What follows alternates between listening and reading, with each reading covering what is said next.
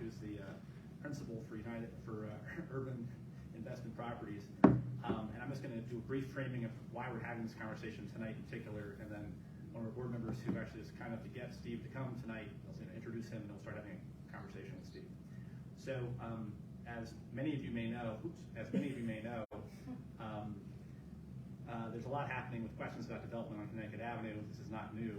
In fact, UIP had the Macklin before Steve Kang, who's now building, Phil Kang, who's now building there, had it. But in particular, what's happening right now is the Office of Planning is developing a development guideline for the avenue from Connecticut. I'm sorry? We can't hear you. You can't hear me? We're doing the best we can. We're doing it. Can you get closer? This isn't going to affect you. It's supposed to be for online. This should be affecting you, but apparently it's not doing much. So the tech is what it is. Anyway, I'll try to speak louder though, but if you can't hear, maybe come forward. That might be a thought. Anyway, so the Office of Planning is developing a guideline for development of Connecticut Avenue from Cleveland Park all the way down to Woodley Park. And CPCA has been trying to engage in that process, as have many others from the neighborhood, both through our membership and directly as an organization. And they're developing a draft of that guideline right now. So we're trying to get better. Right. Oh, great, thank you. Hold on a second.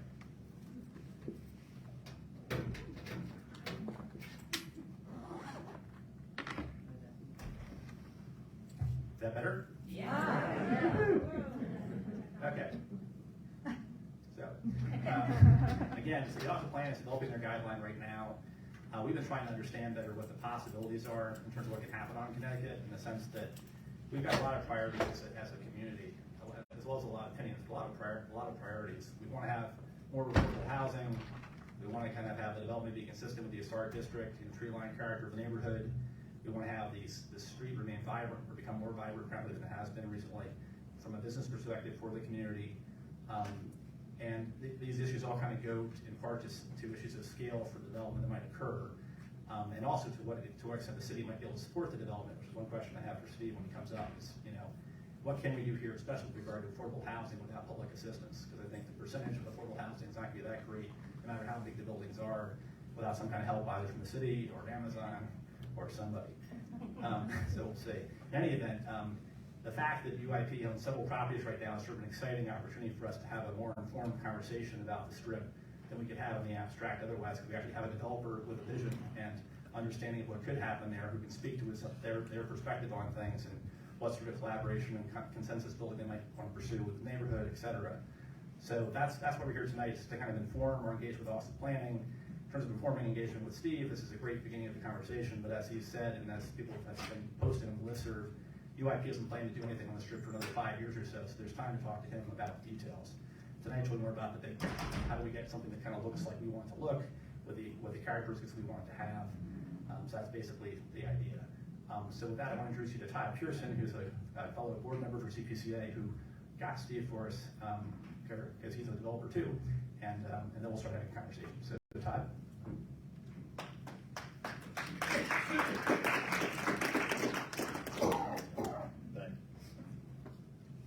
All right, can everyone hear me? Yeah. All right.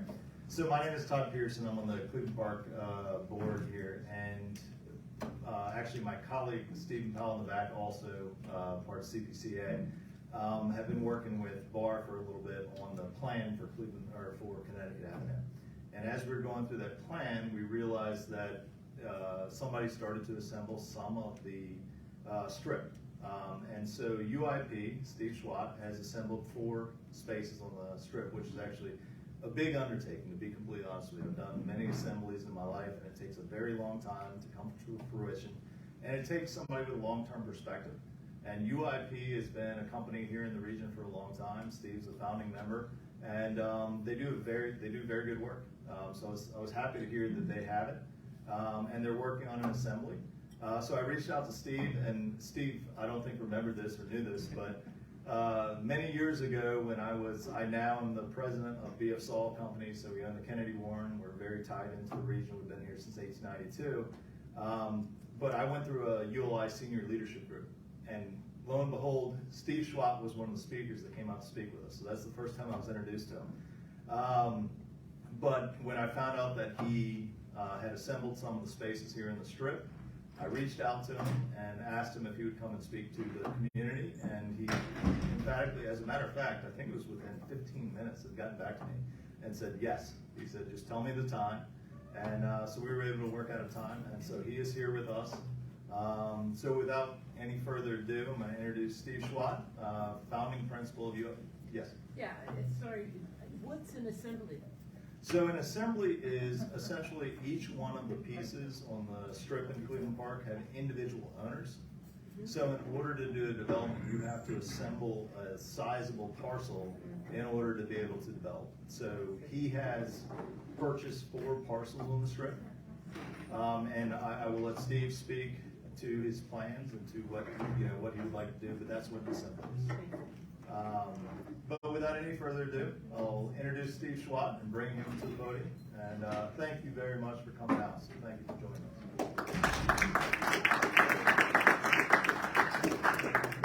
I can speak for a moment, and I can speak for a moment, and then if you want to maybe ask me some questions. Yeah.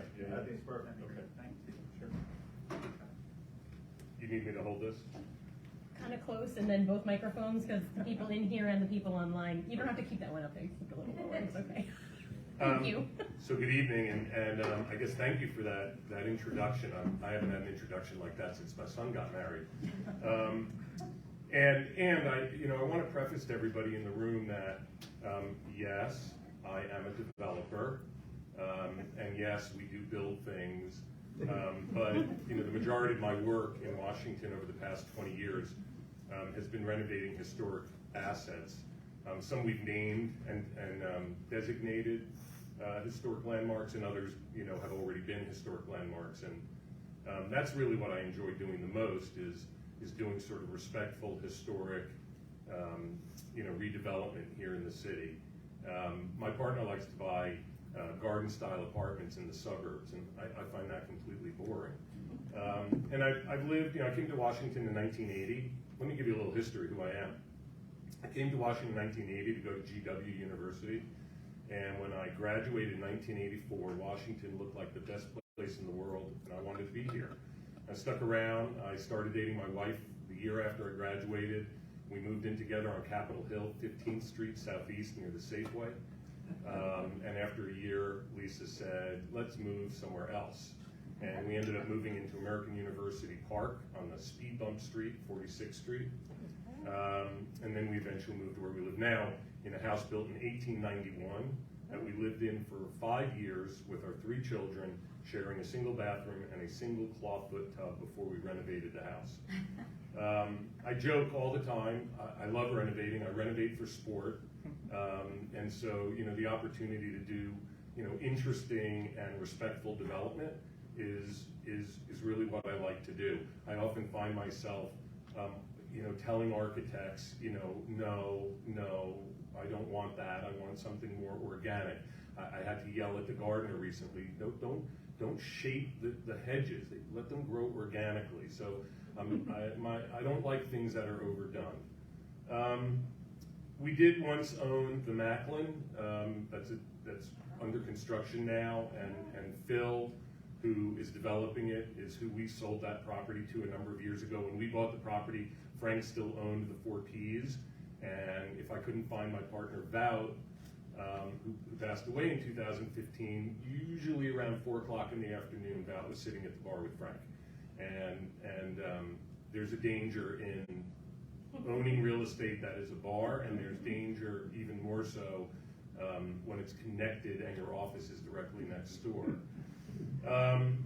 And so let's start with that, real estate buyers are opportunistic buyers, and COVID put a tremendous amount of pressure on a lot of different businesses, including hotels and hospitality and restaurants for sure, and small businesses in general. And Cleveland Park is filled with small businesses, and the strip that we bought was 25% vacant. It had one of the leases coming up for renewal, and I think the folks that owned it just pretty much wanted out. They didn't have the the patience or the money to reinvest. If you own retail like that, every time a new tenant comes in, you spend what's called TI dollars, tenant improvement dollars. And so, we bought that real estate because I know Cleveland Park. I love Cleveland Park. We were joking earlier about Marco at Biblos, who we used to call the UIP cafeteria. And the big joke was somebody would come back from Marco's and they'd say, "What's for chicken? What's for lunch?" And they'd say, "Chicken, I show you."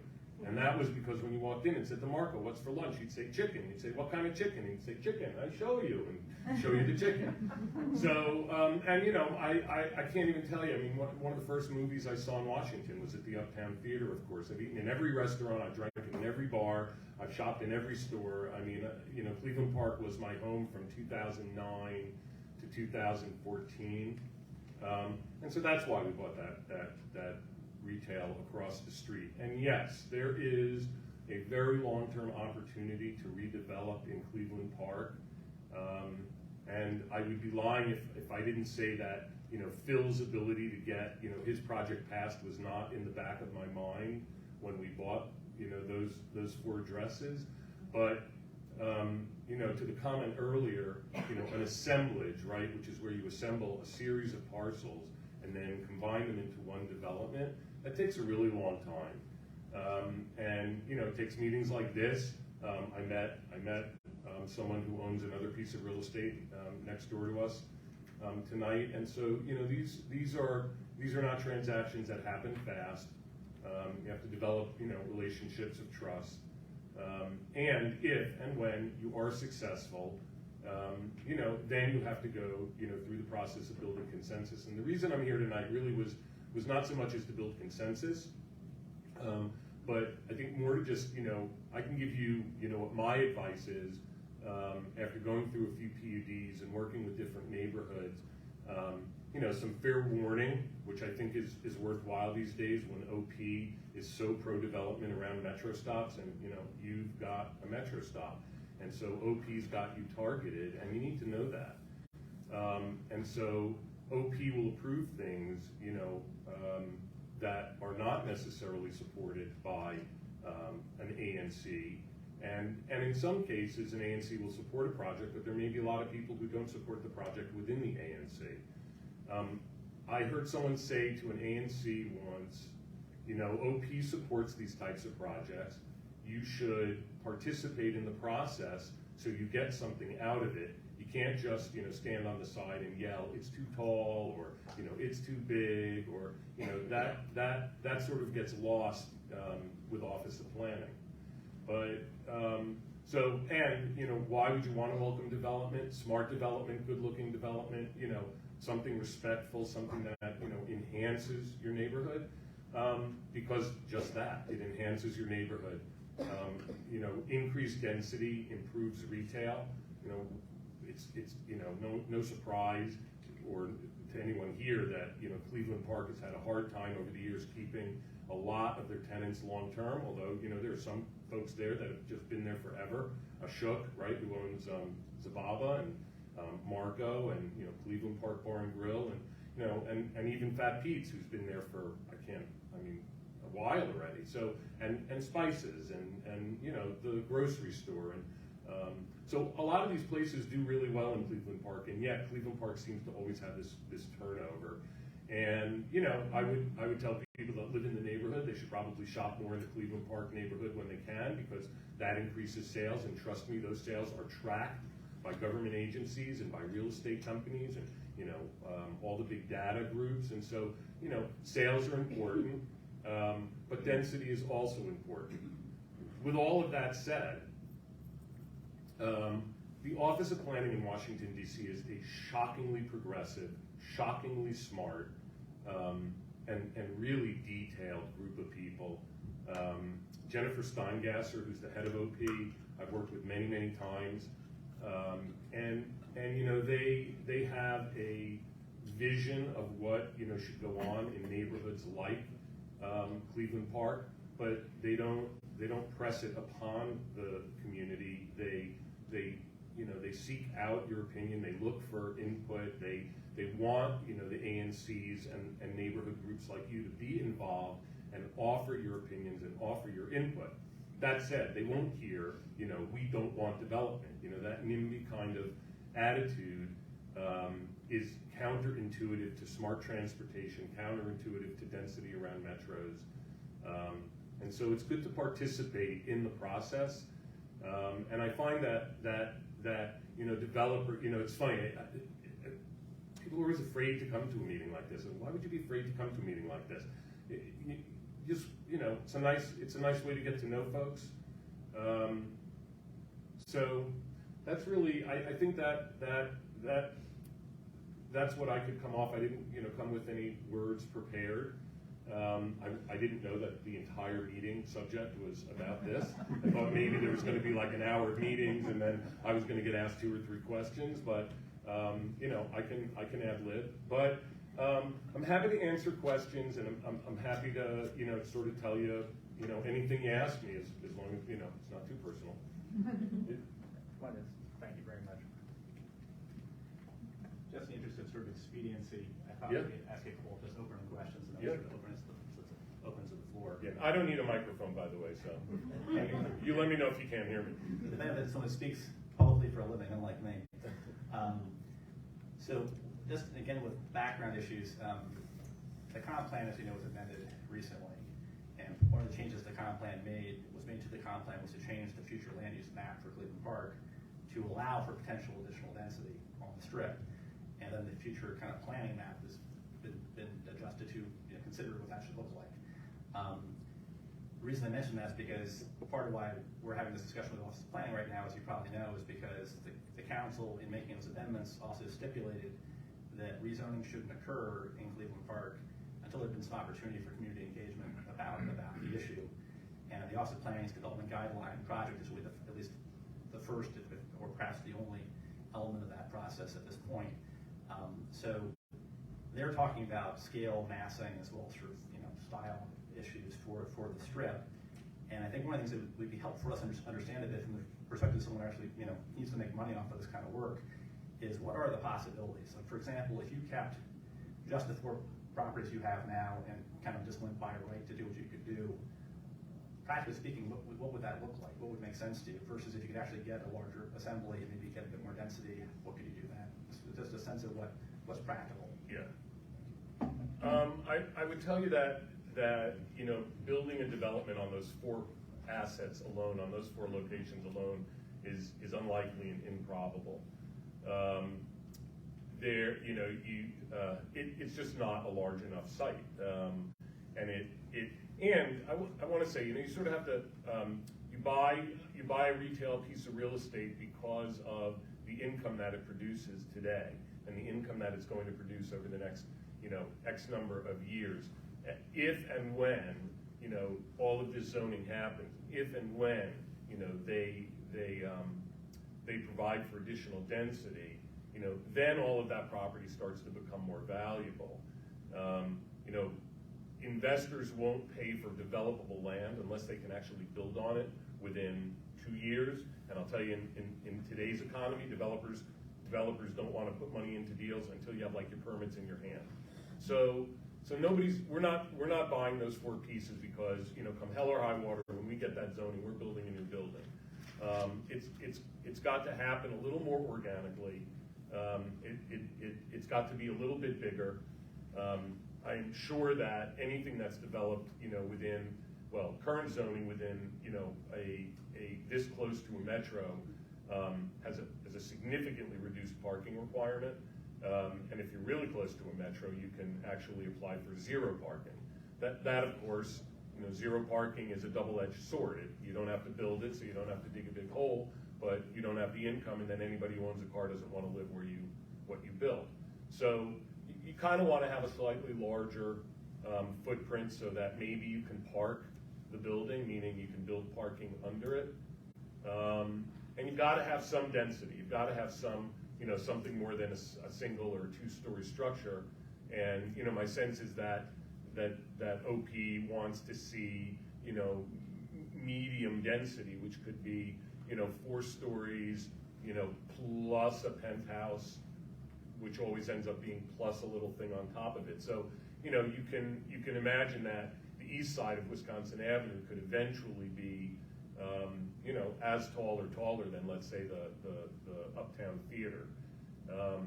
You know, if you go downtown, my office is in Eckington, and we've been there since 2014. I've watched, you know, these buildings go up, and you think it's going to be really, really, really bad, and then the buildings go up, and it's like, has this always been here? I mean, it feels, you know, and I think part of that is, you know, is how buildings are built. I think, you know, architecture plays a big role in that, but that was a long-winded answer to I don't think we would build on those 4 parcels alone, and I think you need to have, you know, some reasonable density to make it.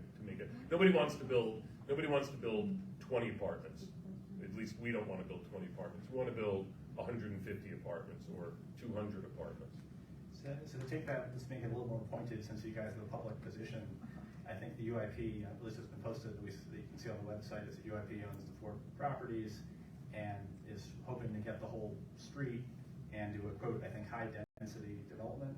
You know, I want to say, I don't know where, if that was quoted somewhere or someone said that's what UIP wants to do, that is really not accurate. I don't want to say fake news, because but I just want to say, I want to say, we have no plans to redevelop that site. If in the long term, the opportunity comes to acquire some additional sites, which we will actually try to do. I mean, we would like to develop there, and we would like to develop a footprint there that's big enough, but the property was purchased for the income in place.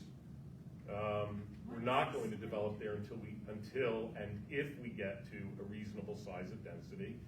And I can imagine that if we were to ever develop there, I forgot what your question was.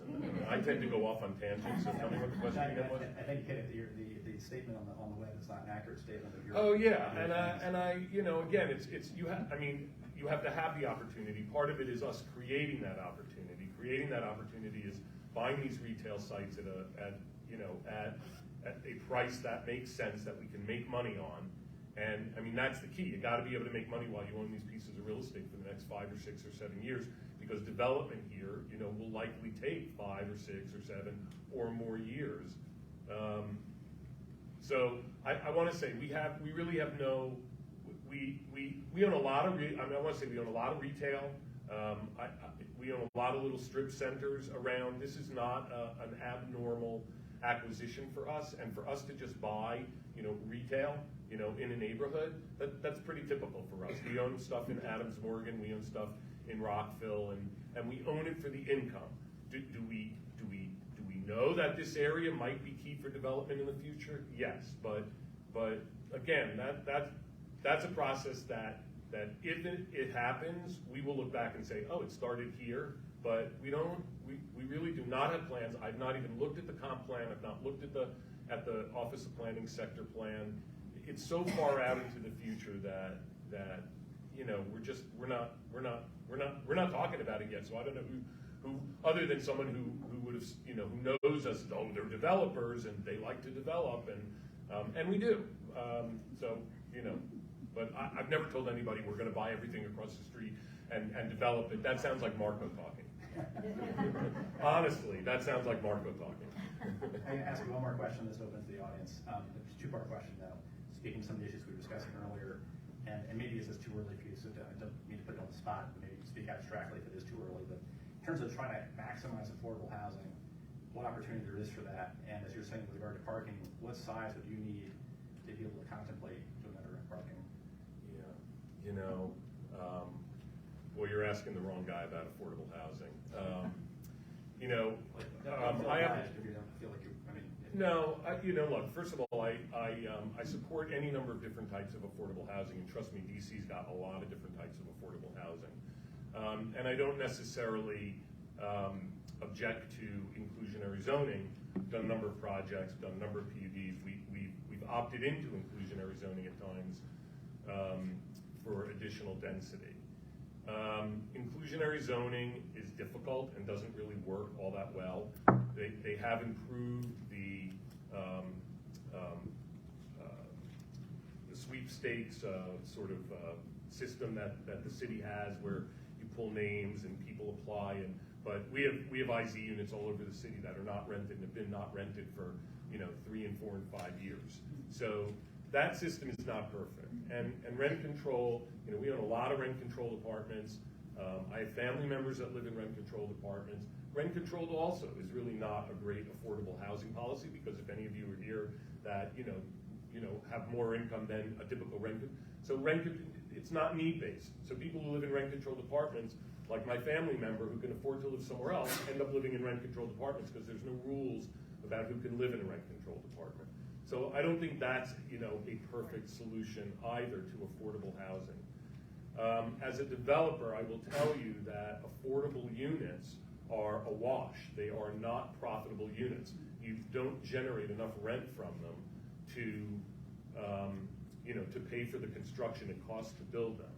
So, there's sort of a DNA, as a developer, where you don't really want to build affordable units, but they're like taxes. You have to pay your taxes, and if you want to develop in the District of Columbia, you have to be respectful, and you have to build affordable housing. You're never going to hear me stand up here saying, hey, how can we do more affordable housing, unless you've got the city or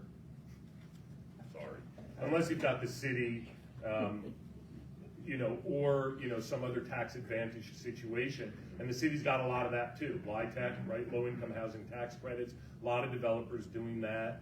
But just LIHTC developers are fee-based developers. They don't really own the real estate, and they don't make money from the real estate. So if you want to talk about people who are in it to get in and get out, it's all based on the fees. Whereas, we buy real estate to own it and to sort of let it, grow and blossom and increase in value. So, again, I have a lot of opinions on affordable housing, most of which, don't really apply here, but it's the lay of the land in the district. And if you go through a PUD in the district or, any type of entitlement, you're typically looking at, today a minimum. I mean, when I started in the business, it was 8%. Today, it's a minimum of 15%. And if you read the news, the city council wants to increase that even further. Now they have a new program where they want to do sort of not just 20%, but they want to do split buildings that the city will own, that will have, high rent apartments that somehow or other subsidize the lower rent apartments. And I can tell you that developers have a hard time affording, I don't know how developers are going to afford 20% affordable housing without some type of subsidy. Thank you. I'm sure you guys want to ask questions, so let me hand it over to the audience now. And by the way, please, my candidness, I'm candid about the way I think. I try to be as unguarded as possible. Don't skewer me for that. Thank you. I think Bob had his hand up first. Just repeat the question. Just since your development plans are sort of uncertain and in the future, can we talk hypothetically about how you would approach an assemblage and what happens to the retailers? Obviously there's no retail in the building that's being gutted and built up. But how do you work with retailers? Some retailers are mainstays in the community. They may want to have a landing spot when a development's done. Can you talk about how you approach that? Yeah. So, just repeating the question for the sake of those online. Questions about how you approach assembling properties and how you address the current retailers in doing so. Yeah, I think the question really zeroed in on what do you do with the retail and how do you treat the retail. I will tell you that I can't imagine building anything, along the strip in Cleveland Park, from Newark, up to, I guess Porter Street, without retail in it, right? I mean, Cleveland Park is a retail neighborhood, it's a walkable neighborhood, and so I can't envision anything over there that wouldn't have retail on the first floor. And I would tell you that Office of Planning likely will require, retail on the first floor. Historic preservation will likely require that you preserve those retail storefronts. So we're doing a project in Brooklyn that won't start construction until 2024. We have a veterinarian there. We've worked really hard with the vet. Everybody wants him to be there, so we've worked really hard to make sure that he has space to come in. There's a child care center that the neighborhood is bonkers over, and so we're working really hard to figure out a way to put a child care center there. We're going from some retail to even more retail than is already there. So in that case, we're increasing the amount of retail.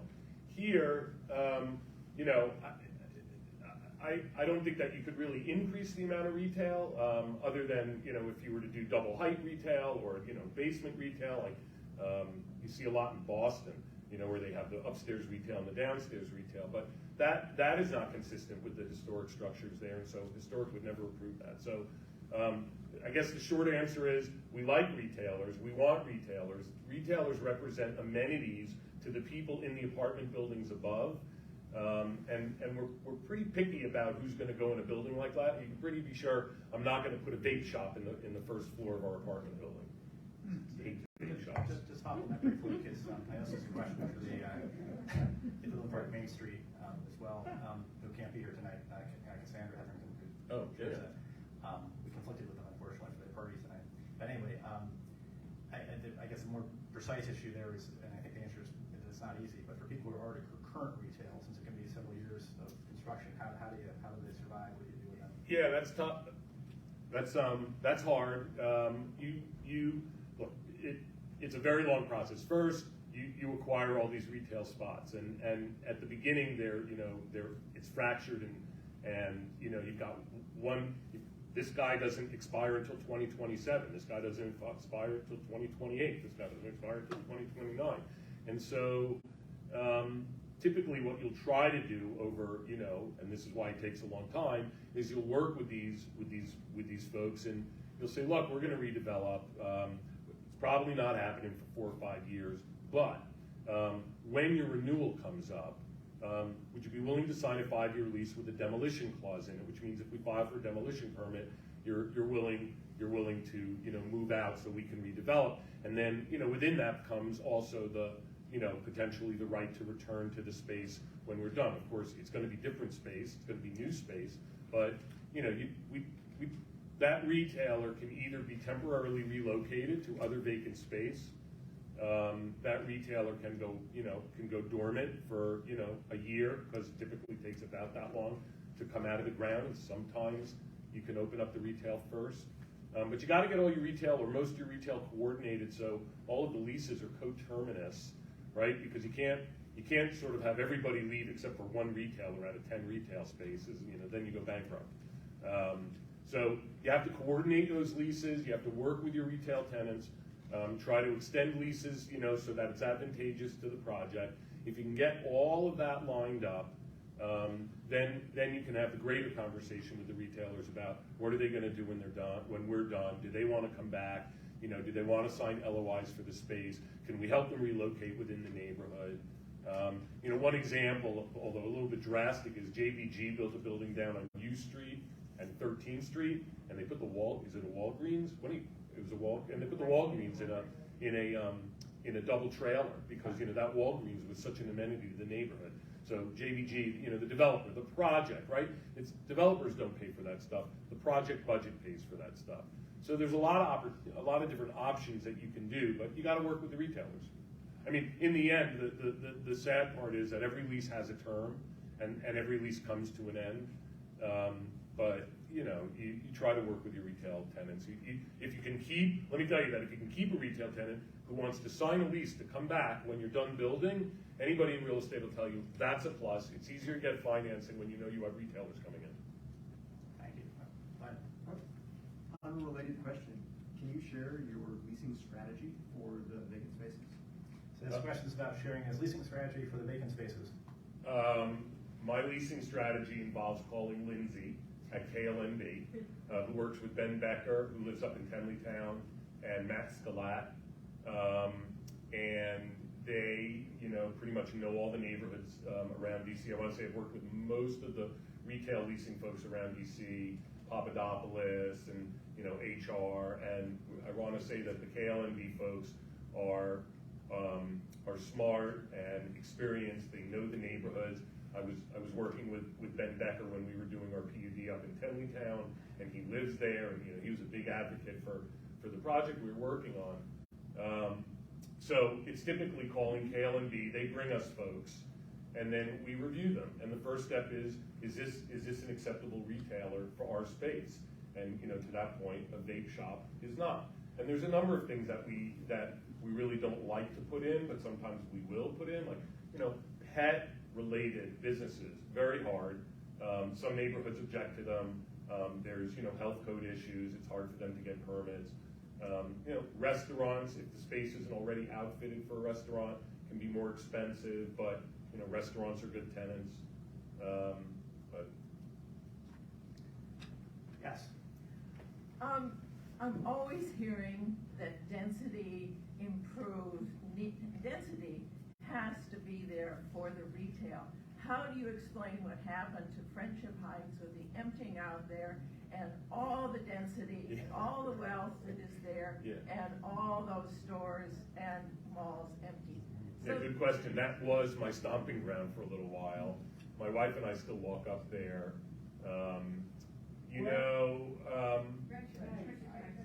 I'm talking about Friendship Heights. I live about a quarter mile north of Somerset House, right off Wisconsin Avenue. That's the fanciest. You mean Somerset House? You mean? Yeah. Yeah. So a little bit of history about that, and you can look this up on probably look this up on the internet and find it somewhere on streaming TV. But there is a History Channel episode about Friendship Heights, and it features a woman who's referred to as Whitey, whose last name I forget. A big head of white hair, drove around a big white Cadillac, and used to own a pink house in Friendship on is it on Friendship Boulevard? Willard. On Willard, thank you, exactly, on Willard. She was also a small plane pilot, and she helped assemble the majority of land in Friendship Heights that ultimately became all of those big apartment buildings. And the story, I believe, goes to, she said to, I don't know, Carr, Smith, one of the big guys at some point, he was developing on the south side of Western Avenue, and she said, "Why are you developing over there? They've got height limits. Why don't you develop over here? We don't have any height limits." And therein I think lies some of the issues that has happened in Friendship Heights. Mazza Gallery is ugly. It's difficult to reuse. Malls are just not what they used to be. Chevy Chase Pavilion also is really just a giant mall. It really feels like a giant, Hyatt hotel. But look, those buildings were conceived at a different time. There's shops at Wisconsin Avenue. Yeah, well, so and here, so double whammy. It's like what are we having now? The triple whammy of COVID and this and all three. But yeah, what happened there was, and that's Chevy Chase Land Company, isn't it? So what happened there was Chevy Chase was historically this really high-end shopping neighborhood, right? Tiffany came down with 2 stores in Washington many, many years ago, one in Chevy Chase, one in Tyson's Corners. Brooks Brothers was there for a while, I think even before Tiffany moved across the street. And you had all those high-end shops that were up there, Saks Jandel, Peter's store, and that was what Chevy Chase was known for. And at a certain point in time, Chevy Chase Land Company put all these high-end retailers. They redid the shops. They built the shops. They built the Clydes. And that went on for a number of years. And then they put, Jimmy Choo and Hermes and all those big upscale stores. And when those stores' leases expired at 10 years, what was coming out of the ground? City Center. And so every one of those retailers moved down to City Center. So you sort of have this double whammy going on. Chevy Chase story I heard was Chevy Chase Land Company went to a bunch of leasing groups and they said, "You got to lease our space. You got to lease our space." And nobody could do it. And then they went to a group called Street Sense, who we know and do business with, really smart guys, a little kooky, but really smart. And they said, "No, we won't take the leasing assignment because you'll never be successful and we'll never be successful. You have to reimagine this space. High-end retail here is out. You need to put in food and beverage and casual shopping." And that's what's been going in there. And my cousin, who lives right next door to me, eats at, what's the place called? Hound? Something? Mm-hmm. Yeah. That's like the new hotspot for, people half my age. Friendship Heights is tough. Let me say, Cleveland Park is a great neighborhood. I don't think that Cleveland Park, is going to, die in a fiery pit if we don't do more development in Cleveland Park. I think Cleveland Park has been the way it's been for a very long time, and it could easily continue to, I mean, again, I saw Altered States at the Uptown Theater in 1981. And I mean, Cleveland Park has been very much the same for many, many years. And you know, they've been threatening to close that movie theater forever. I know it closed. I know we're hoping it's going to reopen. But anyway, I think the answer is, back to what I said early on, is that the city is growing. Public transportation is more important today than ever before. Office of Planning wants to see development in neighborhoods like Cleveland Park, and they're going to figure out a way to do it. And you know, Office of Planning and the evil developers are going to work together, you know, to come up with some, you know, horrific plan that a lot of people are not going to like. But we will all do it, you know, with the attempt to be respectful to the neighborhood. And you know, I want to say, we work with a lot of tenant associations in the city. I am not a carpetbagger. I've lived in the city for 42 years.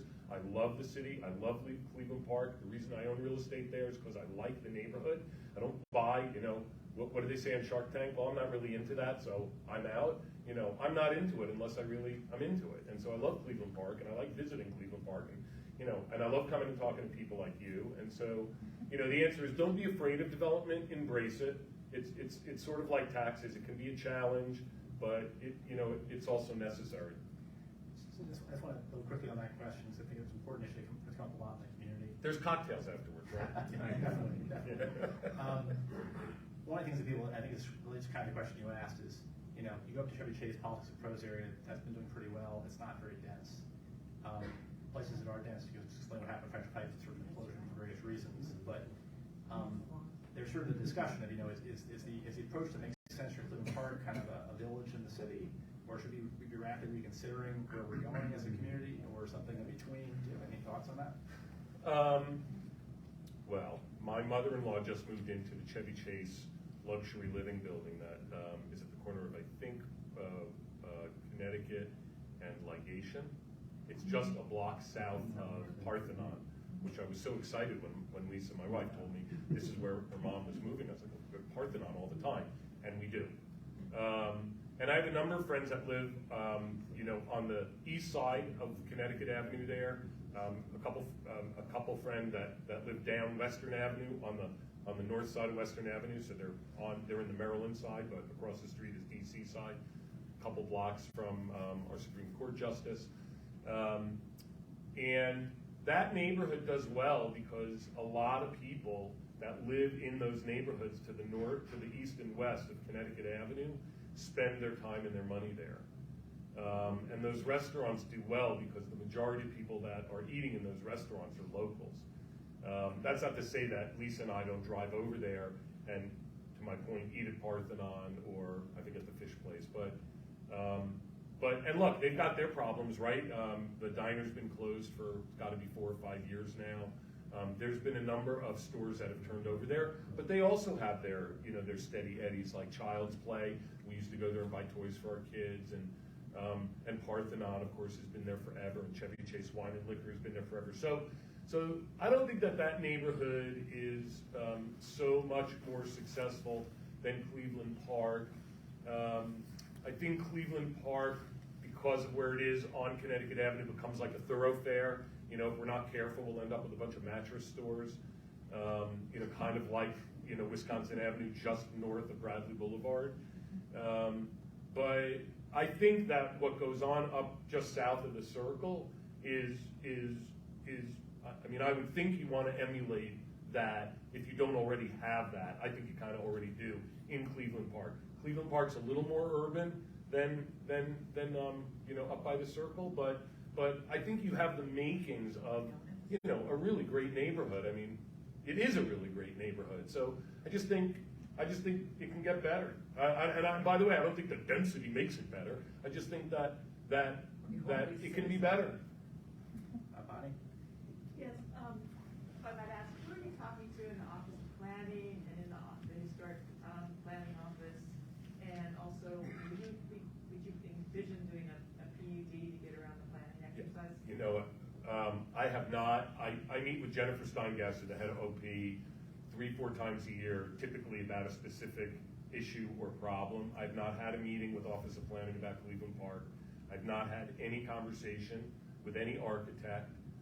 In our office, it is not in the development team's portfolio. It is in Aaliyah's portfolio, who's our commercial retail manager. And so there literally has been zero discussion in our office about redevelopment other than, well, maybe one day we could redevelop there. That's where it stops. And would it be a PUD? I don't know. You know, again, what happens is Office of Planning is going to come in, they're going to update zoning. At the time that we might, at the time, if and when, and I really say if, because there's no sure thing here, you then have to assess it at that point. What does the zoning look like? Is a PUD required? What does a PUD get you? Sometimes matter of right gets you one thing, a PUD gets you another, and I want to say, often a PUD is not worth it. Often it's not worth going through the cost and the time, and often the density that you would build in a PUD, which could take you from wood to concrete, is just not worth it. And again, in this neighborhood, they're not going to let anybody build. I don't know if anybody saw, there's going to be a 31-story tower where the 7-Eleven is up in Bethesda on Wisconsin Avenue. It will now be the second tallest building in Maryland outside of Baltimore. Office of Planning is never going to let anything like that go up on the east side of Connecticut Avenue, ever. That's a good line drawing there. Yeah. I think I skipped you, I'm sorry. Yeah, so I don't know if you said this, but which retail We districts do you own what used to be the Firehook Bakery. Okay. We own Mr. Cookie. Is that coming? Yeah, they're coming. We own the pop-up shop that's going to be Farm to Table, I think it's called. Oh, great. And then we own Made by You. No, all fired up. All Fired Up. Sorry, my bad. I'm sorry. So can you give me Our kids have been in there too. When they were young.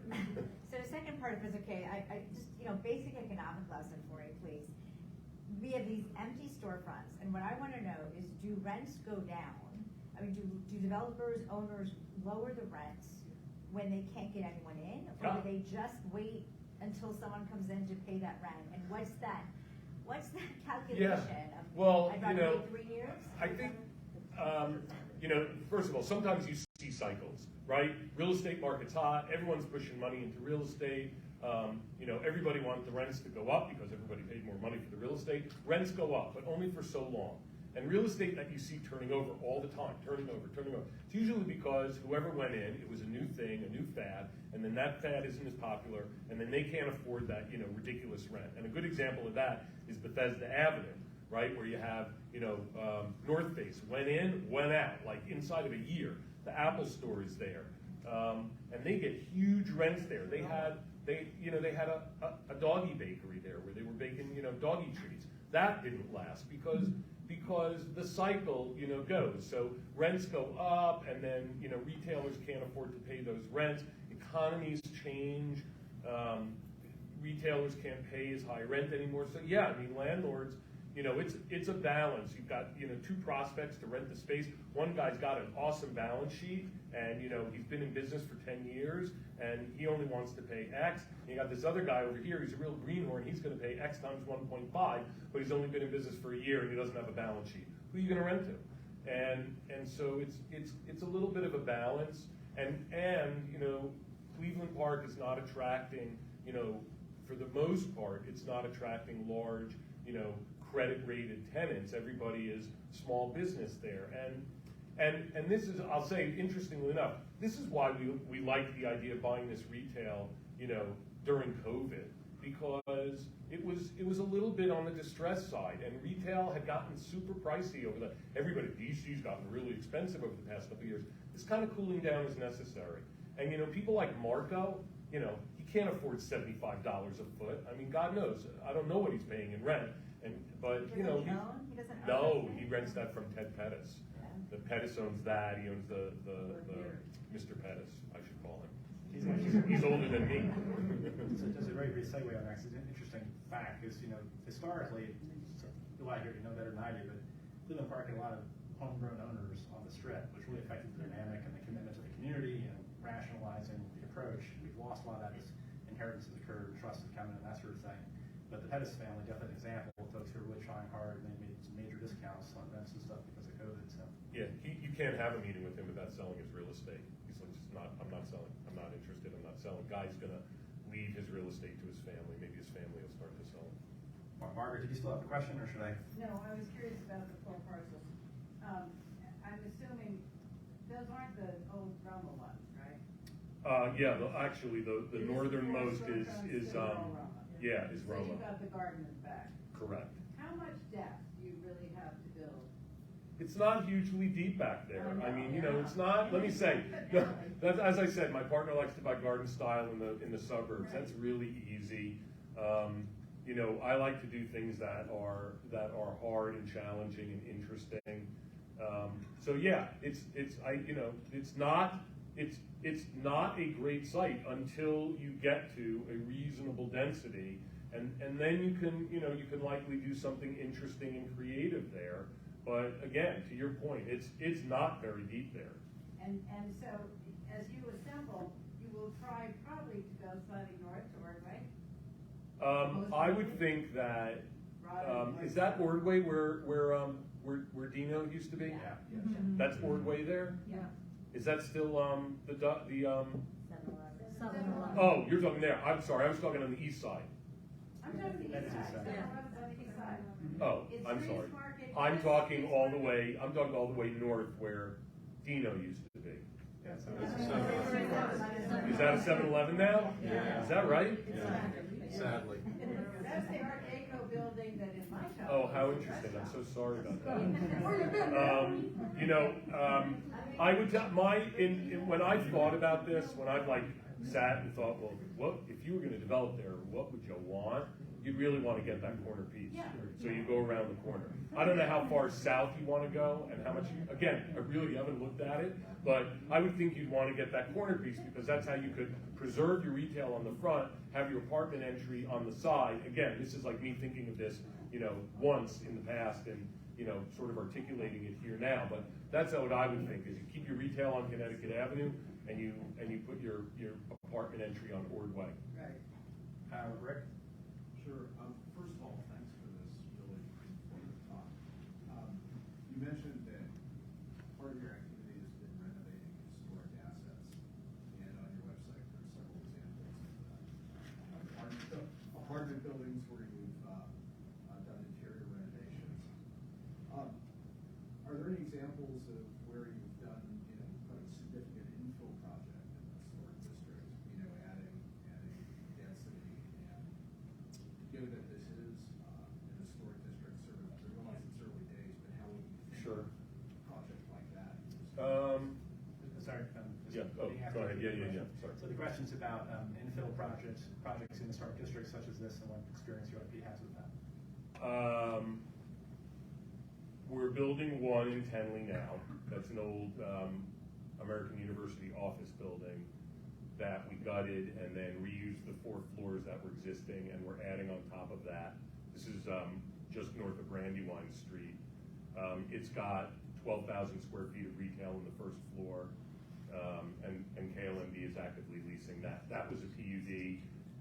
It's right next to a building that Doug Jamal built a number of years ago, and we also converted across the street the old AU office building where WAMU's headquarters used to be. I have a funny story about that too, but I won't share. And so that's one. We own like a good example of assets that we own that we haven't developed, but we own that are apartments with retail in it. It's 1841 Columbia Road, so that's at the corner of Columbia and Mintwood, and that's got what used to be Napoleon, which is now Lapis, and Fleet Feet, and what was Bank America, but is now vacant. We're in the process of going through what's called historic review, which is a fairly new process in DC, where when you preserve a historic building and you're developing around it, to the extent that historic doesn't want you to build over the old historic structure, you lose density there. So the design review process allows you to take that lost density and apply it, you know, on an extra floor. It actually allows you to go up 2 floors. And so we're, sorry, I moved further away. So we're going through that process there, historic review. That's another, that's a 285 unit building with. I'm sorry, that's at Columbia Road, is it? Sorry, Columbia Road is 1841 Columbia. This is a property in Brookland. That there is a historic duck pin bowling alley. We own a shopping center, retail, that we bought back in 2010. That's a small shopping center that's got the child care center in it and the veterinarian. And then there's an electrical wholesaling business owned by friends of mine, coincidentally. That used to be a duck pin bowling alley. And then next to that is an enterprise rent-a-car lot. So we now control that whole parcel and are taking that through a design review process where we're preserving the historic duck pin bowling alley. The name of the project is Brooklyn Lanes because it's in Brooklyn and it used to be a bowling alley. So, you know, the best example would be those, but I can't point to one that I built. Most of our work over the last 20 years has been renovation, and new construction is something we've really been doing for the last 5, 6 years, maybe 7. So we have a couple more hands that have been up for a while. Is it okay if we take a couple more? Yeah. So in the back, please. So you're obviously a very pragmatic fellow. You deal with a lot of facts, a lot of issues as far as leasing goes and tenants go. But so I want to ask like a slightly different question, which is there's a lot of angst within this neighborhood about, you know, is Cleveland Park dying? How could it be better? Why are certain things not working? Is it parking? Is it the historic district? Is it the overlay for Online. is it the overlay for the restaurants? And so, you know, take yourself out of the pragmatic aspects of it and kind of give us a view, and this is your own personal view, about what can make it more successful. Is it transportation? Is it parking? Do we need more buses? What are the things that you see as a visionary, not as a pragmatist, to make this a successful place?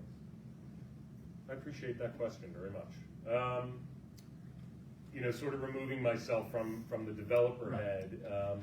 You know, I forgot about the overlay zone in Cleveland Park, which limits the number of alcohol selling establishments. And I know that when we owned Macklin and Frank moved out, we ended up renting that space to that guy that owned that bar that was down by GW, that when you went to their website, they had guys, you know, sipping tequila out of women's belly buttons. And, you know, I want to say that that was a mistake for a lot of reasons, you know, including the fact that those were the guys that had no balance sheet and really no experience. And so, and I'd like to think that I know I'm a lot older, and I'd like to think I'm a lot more experienced. I would tell you that I think the drinking, that overlay that limits, you know, drinking establishments, I think it's bad. I think it takes away from the organic growth ability of the neighborhood. I don't think that, you know, I think you're always going to have drinking establishments, and I think you're always going to have kids from colleges finding their way to drinking establishments. If you want to feel a lot better about that, send one of your kids to Tulane, because I've never seen anything like what goes on in New Orleans and at Tulane University. I mean, there is a bar at the edge of the campus called The Boot. And when you go in and ask for a vodka and tonic, the guy looks at you with all seriousness and says, "Triple?" So I think that that's bad, because I think that just sort of inhibits organic growth. And it's like you want to go rent your space, and you're like, wait, are we at the limit? Oh, wait, I can't rent to a guy.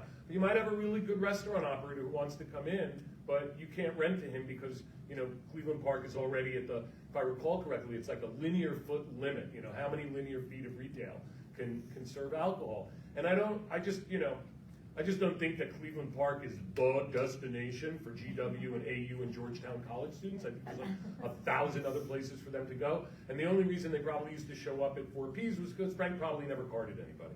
But, you know, I think we live in a different world. So I think we live in a different world today. And I think that, you know, I think alcohol is dealt with a little more responsibly. Maybe I'm just older and sillier. But I think that that's bad. I think that, you know, Cleveland Park is always going to be parking challenged, and I don't know how you solve that. I don't think that, you know, the East Side is going to solve that, because again, that's a really hard site. Not sure you're ever going to get parking under there. I could see Sam's Park and Shop going the way of what's happened, at the corner, at our old site, at the corner of Newark and Connecticut. But I will say this, if anything were to ever happen at Sam's Park and Shop, what I would tell you is historic preservation would require that you pull the retail forward, right? Because historic hates parking lots in front of buildings. They don't like it in front of apartment buildings, and they don't like it in front of retail. And so that's an opportunity for there to be underground parking. If a developer ever, wanted to develop there. I don't know the status of the actual shops as a historic landmark. I know that the parking lot for a long time was considered historic because it was built at a time when, they were taking the streetcars out of Washington and building roads. I think you gotta just, I think it's gotta be organic. I think the limit on alcohol serving things is probably not a good thing.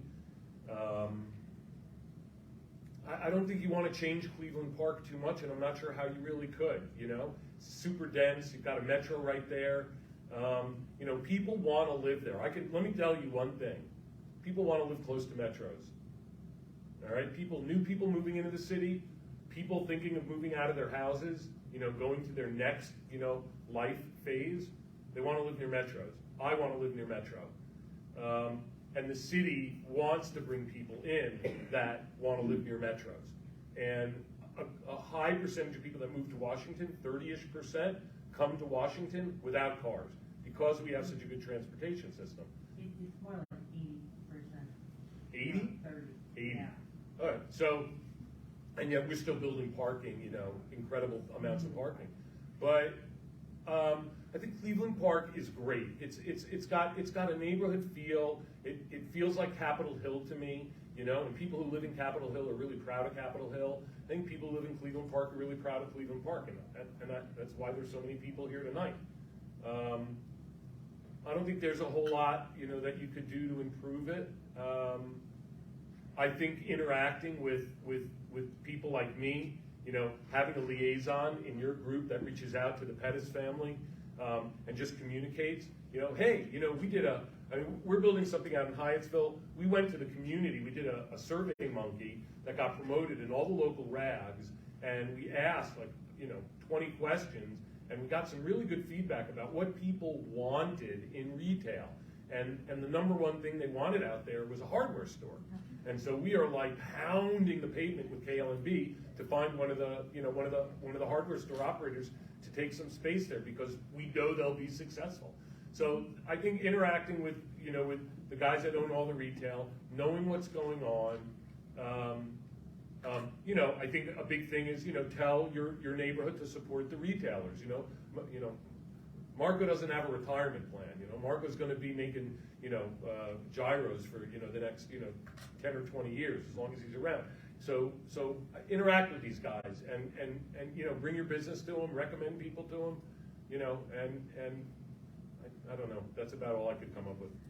I have some Facebook people commenting. Okay, great. I'm going to take one from over. You've been for a while. I'm going to come back. Okay, Do you sounds have a good. feeling about the service limit? Whether it should stay open, should stay closed? You're going to most likely retail. I like it. It adds more parking. So it increases the amount of parking on Connecticut, almost double likely. Yet it's been closed for years. Oh, because they had all the restaurants were using that space during COVID? Yeah. I mean, right now, it's Cleveland Park, I feel, is a bottleneck. And Yeah, I drive through, look, no doubt. I mean, you got a lot of buses that are coming down Porter Street and then going down into the park. And no doubt. I mean, it's the same thing experience in other areas of the city. I mean, you know, Wisconsin Avenue, Georgia Avenue, 14th Street, right? You have these strips of residential, and then you have a strip of retail. Residential, just like Connecticut Avenue. So, did I answer your question? No. Give me the question again. We'd like to see the service lane open. Oh, I have no control over that. I personally like the service lane. I've always loved the challenge of driving around the block at least 3 times to try to find a parking spot in the service. But I like the service lane. I have no reason to not like it. I have no reason to want them to give it up unless OP said to me, hey, we're gonna get rid of the service lane and you can build on top of it. I might be motivated then, but that's not gonna happen. So I'm gonna take us to the, hold on for a second. So this is from the last question that someone had asked. It's a comment that says the parking lot at Park and Shop is an integral part of its landmark status. There you go. And then the question from the same viewer is, aren't vacant commercial sites supposed to be taxed at a higher rate than those that are occupied? If so, are they? Vacant and derelict. So a vacant site that is for lease is not a derelict site. And I know more as to this rule as it relates to apartment buildings than to retail, so there could be some differences between. But a vacant property is not just vacant; it's vacant and abandoned looking. It's vacant and it's a detriment to the neighborhood. So if you have retail and it's for lease, or you have a building and you have a building permit on it, those are all, I think, exemptions under that rule. Okay, thanks. So we're pretty close to when we're supposed to be out of here anyway. We have to kind of close up the room. So, and I think you need a drink and people to get a drink. So I'm gonna close this down. But Steve, thank you very much. Yeah. It's incredibly helpful. Yeah, happy to come back.